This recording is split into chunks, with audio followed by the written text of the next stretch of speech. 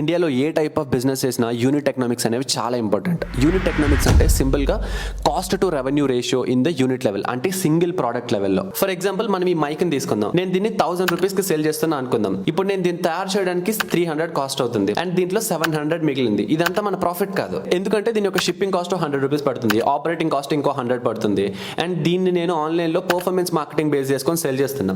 So CSC ఒక 200 పడుతుంది. CSC అంటే కస్టమర్ ఎక్విజిషన్ కాస్ట్. దీన్ని నేను కస్టమర్ కి సేల్ చేయడానికి నేను ఒక మార్కెటింగ్ స్పెండ్ 200 చేస్తున్నా. సో ఓవరాల్ గా 1000 రూపీస్ లో 300 మ్యానుఫాక్చరింగ్ కాస్ట్, 100 షిప్పింగ్ కాస్ట్, 100 ఏమో ఆపరేషనల్ కాస్ట్, 200 మార్కెటింగ్ స్పెండ్. అన్ని పోను 300 ఈబిటా అంటే 300 ప్రాఫిట్ అనుకుందాం. సో ఈ ఎంటైర్ క్యాలిక్యులేషన్ మనం ఒక యూనిట్ లెవెల్లో మాట్లాడడం. సో దీన్నే యూనిట్ ఎకనామిక్స్ అంటారు. సో ఇప్పుడు ఒక యూనిట్ కి నాకు 300 రూపీస్ ప్రాఫిట్ వచ్చింది కాబట్టి నేను దీన్ని స్కేల్ చేసి ఒక 100 or 1000 యూనిట్స్ చేసినా నాకు ప్రాఫిటబిలిటీ ఉంటుందని ఒక క్యాలిక్యులేషన్ తో నేను ముందుకెళ్తా. ఇండియాలో ఏ టైప్ ఆఫ్ బిజినెస్ చేసినా యూనిట్ ఎకనామిక్స్ అనేవి చాలా ఇంపార్టెంట్. యూనిట్ ఎకనామిక్స్ అంటే